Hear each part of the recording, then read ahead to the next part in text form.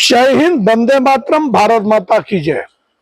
राष्ट्रवाद की बात प्रहार के साथ आप सभी का हार्दिक स्वागत। दोस्तों, अब चुनाव है बिहार में और सारी पार्टियां कमर कस ली। इवन चुनाव से जस्ट पहले जो 25 जून 2025 संविधान हत्या दिवस के रूप में संबोधित करते हुए आरएसएस के संघ कारवा हसबोले साहब ने कहा कि आपातकाल के नाम से इंदिरा गांधी ने संविधान के प्रेम्बल को चेंज किया और उसमें सेकुलरिज्म और सोशलिज्म जैसे शब्द को घुसाया। और ये जो सोशलिज्म है, ये समाजवाद के नाम पे सिर्फ हिंदुओं के साथ हो रहा छलावा है।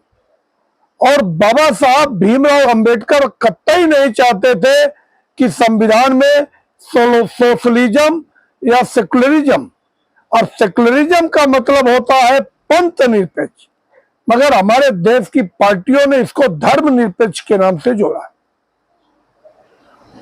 आज बताओ, 1% भी मुसलमान अपने धर्म के खिलाफ कुछ सुनने को तैयार है? अगर सच में धर्म निरपेक्षता होती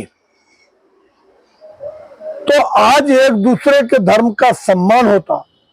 मगर सुबह सुबह जब अजान होती है तो अजान के जरिए यही कहा जाता है कि हमारा धर्म दुनिया में सबसे बड़ा है, जबकि दुनिया को मालूम है सनातन का मतलब ही होता है शाश्वत, अनंत है, जिसका कोई अंत नहीं है, लाखों वर्ष पुराना है।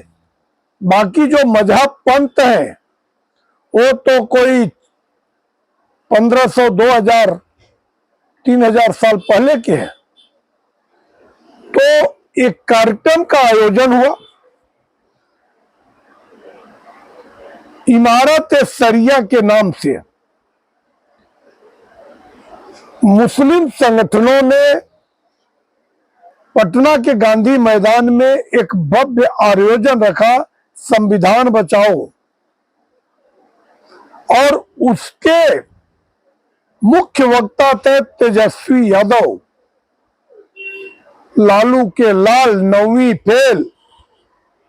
अब उन्होंने कहा मुसलमानों का वोट एकजुट करने के लिए, उन्होंने कहा हिंदुस्तान किसी के बाप का नहीं है। अरे हिंदुस्तान दुनिया को मालूम है, हिंदुस्तान हिंदुओं का है, तुम्हारे बाप का नहीं होगा। हिंदुस्तान हिंदुओं का है।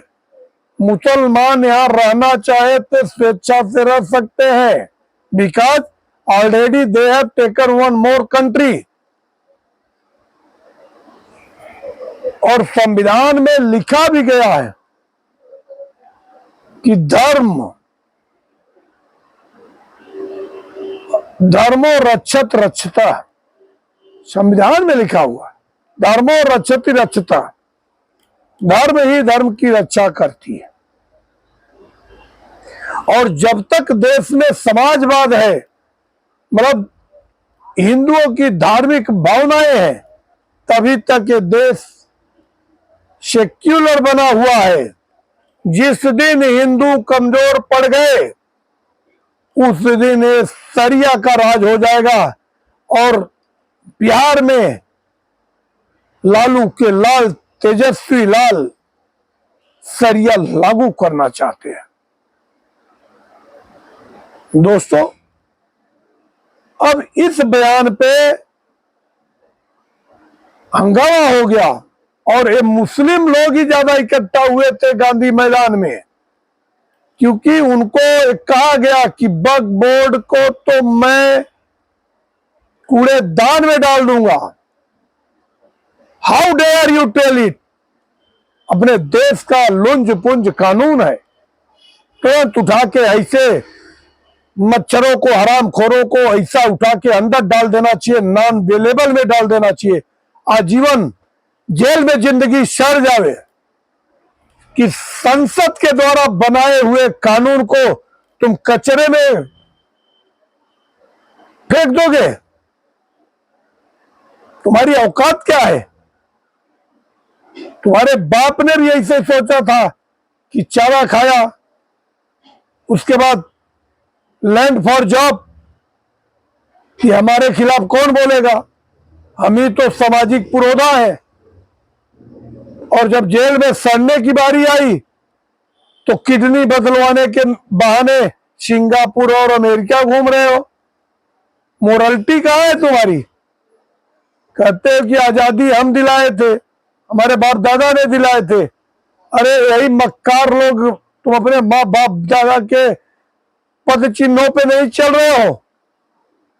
मगर ये दुर्भाग्य है बिहार के जनता की कि जो ऐसे सड़े आम को भी 9वीं फेल को अपने सर पे बिठाए बैठे हैं। तो अब की बार जो लड़ाई है वो सेकुलरिज्म और समाजवाद को अब संविधान में से निकालने का समय आ गया है। और दूसरी बात कि जातिवाद खत्म होना चाहिए। और जिस हिसाब से जो बिहार में इलेक्शन कमीशन ने डोर टू डोर चलो अभियान की जो भी वोटर है उन वोटरों की बीएलओ के द्वारा परफेक्ट फिर से बनेगा वोटर लिस्ट। अगर 3 बार बीएलओ जाता है और जो मतदाता नहीं मिलेगा तो उसका नाम निकाल दिया जाएगा। और अब की बार चुनाव, ये समय भी ऐसा है, चुनाव होगा छठ पूजा के टाइम पे, और इतने बड़ी संख्या में बिहार में जो पलायन करने वाले लोग हैं इस बार बिहार में जाने वाले हैं, और सत्ता की चाबी भारतीय जनता पार्टी के हाथ में देने वाले हैं। क्यों? बिहार भी ऊब चुका है, पलटू राम के पलटी से लोग परेशान हैं, और चारा चोर के गुंडा राज से भी लोग परेशान हैं। रूह कांप जाती जब बहन बेटियों की इज्जत आबरू लूट ली जाती थी। शाम के 5 बजे के बाद से कोई बहन बेटी घर से निकल नहीं पाती थी। वो दौर बिहार का 15 साल जो लालू और राबड़ी देवी का था वो किसी को भूला नहीं है। और ये चीज जिसको भूला भी है उनको याद कराने का काम हमारे जैसे राष्ट्रवादी लोग करेंगे। तो आज जो कल पटना के गांधी मैदान में जो कुछ कहा है तेजस्वी यादव ने, ये हिंदुओं को गांठ बांधनी चाहिए। ये देश हिंदुओं का है, ये लालू के बाप का नहीं है, तेजस्वी के बाप लालू का नहीं है। और सामाजिक न्याय की बात करते इनके मुंह में कीड़े नहीं पड़ जाते कि एक बेटा गुलाठी मार रहा है, 12 साल से रखेल रखा हुआ है और उसका तो न्याय कर नहीं दिए। उसके बाद भी एक संपन्न परिवार की यादव बेटी का करियर खराब करने के लिए ऐश्वर्या राय से शादी करवाते हैं और घरेलू हिंसा करके मार पिटाई करा के उसकी असमत लूटने के बाद उसको दर दर घूमने के लिए कोर्ट कचहरी के चक्कर लगाने के लिए मजबूर करते हैं। ऐसे समाजवाद की बात करने वालों के मुंह पे बिहार के बिहारियों को, खासतौर से बिहार के यादवों को थूक देना चाहिए। ये लालू बिहार का बेड़ा गर्क किया। ये तो अगर आज बिहार संपन्न हुआ तो नीतीश कुमार की वजह से हुआ। फिर भी अब नीतीश के बस का नहीं है। अब इस बार पीके भी ताल ठोक रहे हैं और उदय ओवैसी बंधु वापस टाइट हो गए हैं और वो कहते हैं कि बीएलओ 3 बार आएगा और नहीं मिलने पे वोट काट देगा, तो बीजेपी और एनडीए का ये साजिश है। तो मैं चाहता हूं कि जो मुसलमान है वो अपना वोट सूझबूझ से दें, इस लालू खानदान को वोट अपना दे के अपना कीमती वोट खराब न करें। और वक्फ बोर्ड अमेंड बिल, ये तो कानून संविधान के तहत बना है और सुप्रीम कोर्ट में विचाराधीन है, तो ये लोगों को गुमराह करने वाला काम बंद होना चाहिए। ये कानून मुसलमानों के पक्ष में है, जो कि गरीबों को, वंचितों को, मजलूमों को उनके तरक्की के उत्थान में, ये 300 से अधिक प्रॉपर्टी पटना में है, तो वक्फ बोर्ड का जो भी उचित प्रबंधन होना चाहिए और उसका फायदा गरीब, कमजोर, मजलूमों को मिलना चाहिए। ये जो बड़े बड़े भूमाफिया कब्जा किए बैठे हैं, उनसे मुस्लिम समाज को चौकन्ना होना चाहिए।